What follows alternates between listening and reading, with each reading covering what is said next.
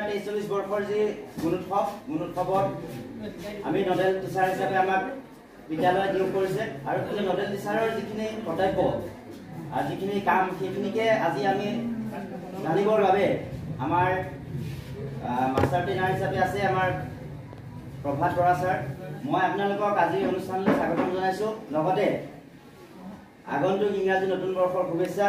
মাঘৰ বিহুৰ শুভেচ্ছা। লগতে আমাৰ যিটো যাৰ কাৰণে আমি আজি সমবেত হৈছোঁ যে আগন্তুক 2023-24 বৰ্ষৰ যি গুণোৎসৱ, এই গুণোৎসৱৰ বাবে সকলোকে আন্তৰিক শুভেচ্ছা আৰু অভিনন্দন জনাই আজি অনুষ্ঠানৰ শুভমুক্তি কৰা হৈছে। আৰু লগতে আজিৰ যি আমাৰ কাৰ্যসূচী আছে এই কাৰ্যসূচীখিনি আগবঢ়াবৰ কাৰণে আমাৰ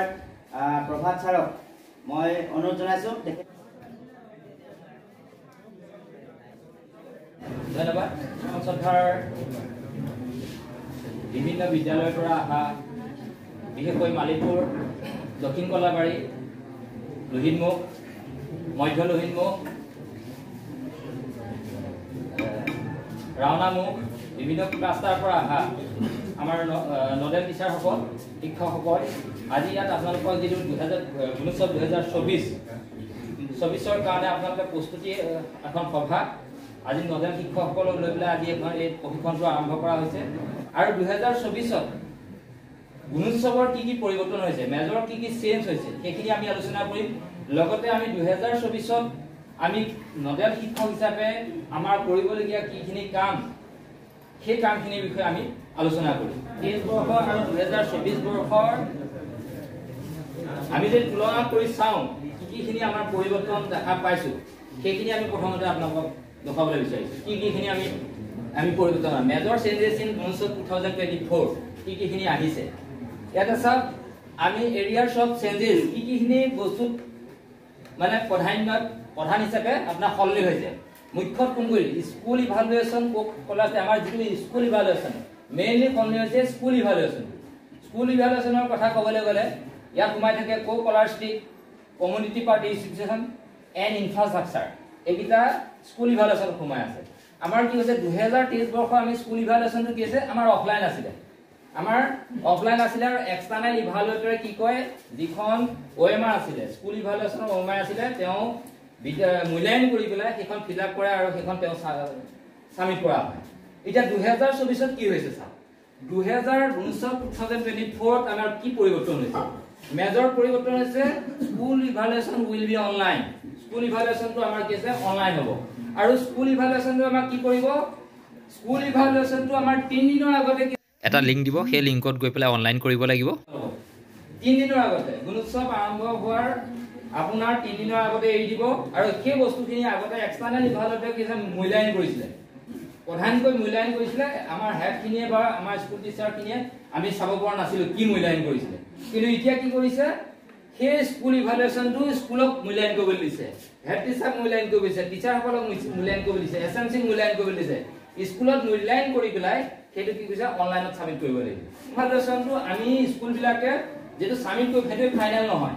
আমি কাৰণ কি আছে 7ৰ ভিতৰত 7 মাৰ্কছেই দি দিব পাৰোঁ, 100 মাৰ্কছৰ ভিতৰত 100 মাৰ্কছেই পাই যাব পাৰে। সেইটো ভেৰিফাই কৰিব কোনে কৰিব,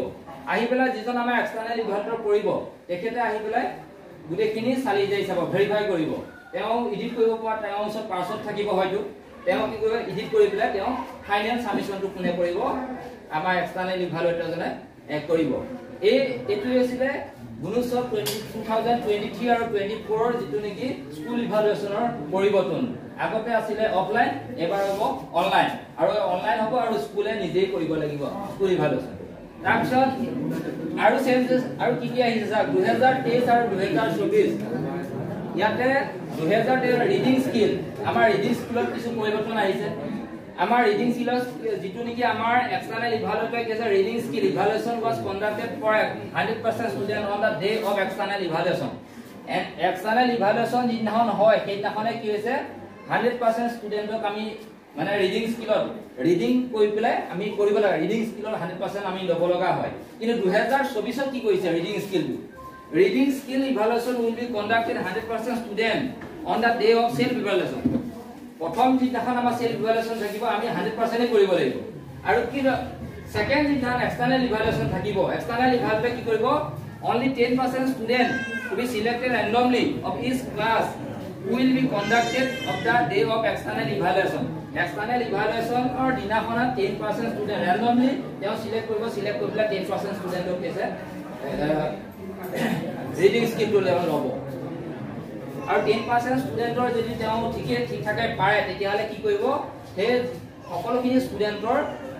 যেটো ৰিডিং স্কিলৰ নম্বৰ সেই নম্বৰটো OMR ফিল আপ কৰিবলৈ তেওঁ পাৰমিশন দি দিব সেই কথাটো ইয়াত কৈছে evaluation of all of the class যদি মানে মেজৰ বা ডিফাৰেন্স পায় যদি এক্সটাৰ্নালি দিনহান আমাৰ সেলফ ইভালুৱেচন আমি লৈছিলো যদি ষ্টুডেন্ট 10% ষ্টুডেন্টক খুলি পেলাই যদি এটাও যদি নিমিলে তেতিয়া ষ্টুডেন্টে পঢ়িবই পোৱা নাই কিন্তু আমি নম্বৰ দি লৈছো 100% দি লৈছো যদি এটো মেজৰ যদি তেওঁ পায় তেওঁ আকৌ গুটেখিনি ষ্টুডেন্টক আকৌ কেছে ইভালুৱেচন আকৌ ৰি কৰিব পাৰে সেই বস্তুটো কেছে 2024 ত আছে that's why writing and numeracy and basic mathematical operation skill writing ৰ ক্ষেত্ৰত বা numeracy ক্ষেত্ৰত আমাৰ কি চেঞ্জ হৈছে আমাৰ 2023 ত আছিল external evaluator was asked to evaluate writing and numeracy basic mathematical operation skill of 20% student of each class আৰু কি কৈছিল 20% ষ্টুডেন্টৰ ক্ষেত্ৰত আমাৰ 2023 চনৰ যেটো আপোনালোকে প্ৰত্যেককে জানে নিউমাৰাসি ক্ষেত্ৰত 20% ষ্টুডেন্টক কেছে তেওঁলোকক কৰি দেখুৱাবলৈ বা লেখি দেখুৱাবলৈ কেছে বস্তুটো এক্সটাৰ্নাল ইভালুৱেটৰ চোৱা হেতু নিয়ম আছিল এতিয়া কি কৈছে the external evaluator will randomly select at least 5 to 6 answer copies of each class প্ৰত্যেকটো ক্লাছৰ 5খন বা 6খন কেছে answer সে তেওঁ চেক কৰিব of writing and numeracy of basic mathematical operation তেওঁলোকৰ অংকই হওক বা ৰাইটিংৰ যিকোনো টপিকে হয় তেওঁ চেক কৰিব and evaluated by the teacher and will tally the answer of the student and mark given by the teacher of the OMR আৰু তেওঁ টেলি কৰিব পেলাই বহিখিনি চাব চাই পেলাই টিচাৰ জনক এই OMR খিনি ভৰাবলৈ ক'ব এটো হৈছে 2024 ৰ চেঞ্জেছ এটা এটা মেজৰ চেঞ্জ হৈছে এই চেঞ্জটো দেখা পোৱা নাছিলো আৰু এটা মেজৰ চেঞ্জ এটো স্কুলে কৰিব লাগিব স্কুলকে সিট প্ল্যানটো এবাৰ কেছে আগতে আমি ক্লাস 3 to 3 তে বহাইছিলো 4 to 4 তে বহাইছিলো 5 to 5 তে বহাইছিলো এবাৰ কি এটো মেজৰ চেঞ্জ আহি গিছি কৰে এবাৰ কি স্যাৰ এই কোন টেকনিকটো মানে কি আমি পৰীক্ষা পাতো আৰু মূল্যায়ন পাতো আগৰ পাৰ্টিশন কিনে অপনাদি বহাই দিলে হৈ যাব তেনেকৈ কৰিব পাৰিব আপোনালোকে সব টিচাৰ কম থাকিলে তো তেনেকৈ কৰিব লাগিব ইয়াতে সব যেটো নেকি প্ৰথম মিডল পইণ্টত কি থাকিব টিচাৰজন থাকিব টেবুলখন থাকিব সেই টেবুলখনৰ অনুযায়ী লোৱাৰ প্ৰাইমাৰী ক্ষেত্ৰত কি হ'ব লোৱাৰ প্ৰাইমাৰী ক্ষেত্ৰত সব ৰ এটা ৰ মেইনটেইন কৰিব লাগিব এই ৰটোত কেছে বেঞ্চ এটো 1 বেঞ্চ 2 এখন ধৰি লওক বেঞ্চ 1 এখন বেঞ্চ 2 এলপি স্কুলৰ ক্ষেত্ৰত 1 আৰু 2 টো একেটা ৰুমতে দিব পাৰিব আপোনালোকে তেওঁলোকৰ নিজৰ ক্লাছতে দিব পাৰিব কিন্তু 3 পৰা পাছলৈ ক্লাছ দ্বিতীয় শ্ৰেণীৰ পৰা পঞ্চম শ্ৰেণীলৈকে আপোনালোকে কি কৰিব লাগিব এই ৰিসিট প্লেনৰ মতে বহাব লাগিব আৰু সেইটো এক্সটাৰ্নাল ইভালুৱেটৰ কিন্তু কৰিব তেওঁলোকৰ ট্ৰেইনিঙত কোৱা গৈছে যে এবাৰ যেটো মেজৰ চেঞ্জ হৈছে লোৱাৰ চাৰি বিলাক এইটো সিস্টেমত বহা হৈছে না যদি নাই বহা তেওঁ নিজে বহাব কিবা গতিকে আপোনালোকে আগতীয়াকৈ প্ল্যান কৰি দিব ৰ 1 কি কৰিব লাগিব ক্লাছ 3 এজন ষ্টুডেন্ট তেওঁ তেখেতৰ ৰোল নম্বৰ মাৰি দিব লাগিব ক্লাছ 4 এজন ষ্টুডেন্ট ক্লাছ 5 এজন ষ্টুডেন্ট আকৌ এটো সেকেন্ড বেঞ্চটো কেছে ক্লাছ 4 এজন ষ্টুডেন্ট এজন সব 5 আছে এজন লগত এজন নিমিলে এটো বড় বুঝাইছে মানে ইজন লগত ইজন ষ্টুডেন্ট মুখামুখি কথা দিব নোৱাৰে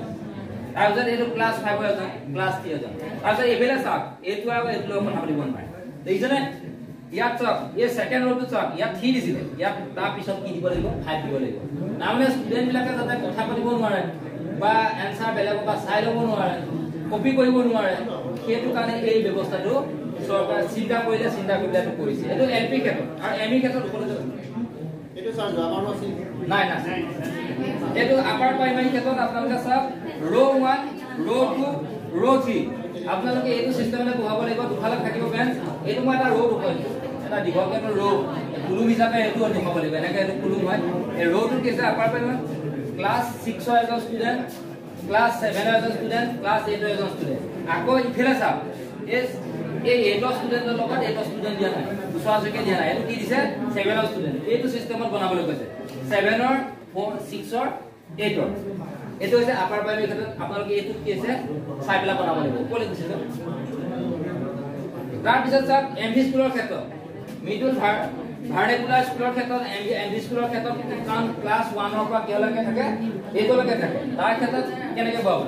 ৰ 1 ৰ 2 ৰ 3 কি কৰিব ক্লাছ 3 ষ্টুডেণ্টজন ক্লাছ 3 ষ্টুডেণ্টৰ লগত ক্লাছ 4 ষ্টুডেণ্টৰ লগত ক্লাছ 5 আৰু ক্লাছ 6 ৰ তাৰ পিছত চাওক ক্লাছ 6 ৰ জন লগত ক্লাছ 8 ৰ জন লগত ক্লাছ 7 ৰ ক্লাছ 8 আৰু লাষ্টত চাওক লাষ্টত 3 নম্বৰটো চাওক ক্লাছ 7 ৰ লগত ক্লাছ 8 ক্লাছ 8 ৰ লগত ক্লাছ 5 আমি এলপি স্কুলৰ ষ্টুডেণ্ট আৰু এমই স্কুলৰ ষ্টুডেণ্টকে মিলাই দিছে তাৰ পিছত ক্লাছ 6 ৰ লগত ক্লাছ 3 লগত ক্লাছ 6 এনেকৈ মিলাই দিছে মিলাই দিব লাগিব আৰু এইখিনি আপোনালোকে মেইনটেইন কৰিব লাগিব তাৰপিছত সেকেন্ডাৰী স্কুলৰ ক্ষেত্ৰত চাওক যিখিনি সেকেন্ডাৰী স্কুল ক্লাছ 1 ৰ পৰা 6 ৰ পৰা 8 লৈকে থাকে যিবিলাক স্কুলৰ হাই স্কুলৰ 6 ৰ পৰা ক্লাছ 10 লৈকে বা 12 লৈকে থাকে তেওঁলোকে কি কৰিব লাগিব ৰ 1 ৰ 2 ৰ 3 ঠিক একেদৰে কৰিব লাগিব ক্লাছ 6 ৰ জনৰ লগত 7 ৰ জনৰ লগত 8 ৰ জন আকৌ 9 ৰ জনৰ লগত ক্লাছ 7 ৰ জন 7 ৰ জনৰ লগত ক্লাছ 8 ৰ জন এইটো সিস্টেমত কি আছে তেওঁলোকে বহাব লাগিব মাজে মাজে এটা 9 ৰ দি দিছে তাৰপিছত যাম আৰু যিবিলাক সেকেন্ডাৰী স্কুল অকল ক্লাছ 1 ৰ পৰা ক্লাছ 10 লৈকে থাকে বা 12 লৈকে থাকে সেই স্কুলৰ ক্ষেত্ৰত কি কৰিব লাগিব এটো চাওক ৰ 1 ৰ 2 ৰ 3 তিনটা ৰ দেখুৱাইছে ক্লাছ 3 ষ্টুডেণ্টৰ লগত 6 ৰ এজন ষ্টুডেণ্ট 8 ৰ এজন ষ্টুডেণ্ট ইজন ষ্টুডেণ্টৰ শ্ৰেণী নিমিলে তাৰপিছত চাওক ক্লাছ 7 ৰ ষ্টুডেণ্টৰ লগত ক্লাছ 6 ৰ এজন ষ্টুডেণ্ট আৰু এজন 9 ৰ এজন ষ্টুডেণ্ট মুঠতে ইজন ষ্টুডেণ্টৰ লগত ইজন ষ্টুডেণ্টে কথা পাতিব নোৱাৰে কোনো ফালে নিমিলে আপোনালোকে চাবচোন কোনো ফালে নিমিলে এনেকুৱাকৈ আপোনালোকে বনাব লাগিব তাৰপিছত ক্লাছ 9 আৰু 10 কিছুমান হাই স্কুল আছে এনেকুৱা অকল 9 আৰু 10 দুটা ক্লাছ আছে 10তো গুৰুত্ব নহয় অকল 9 হ'ব তেওঁলোকৰ ক্ষেত্ৰত আকৌ কি কৈছে এখন বেঞ্চত দুটাকে বহাব পাৰিব তেওঁলোকৰ 9 আৰু 9 বহাব লাগিব কাৰণ এই স্কুলখনৰ অকল 9 ষ্টুডেণ্টে থাকিব তেনেকুৱা স্কুল আছে এতিয়াও গতিকে 9 ৰ লগত 9 ষ্টুডেণ্ট তিনিটাকে বহিবলৈ দিয়া নাই দুটাকে বহিবলৈ দিছে এইখিনি আছিলে মেজৰ চেঞ্জেছ চিট প্লেনৰ ক্ষেত্ৰত আৰু এইখিনি আপোনালোকে মেইনটেইন কৰিব লাগিব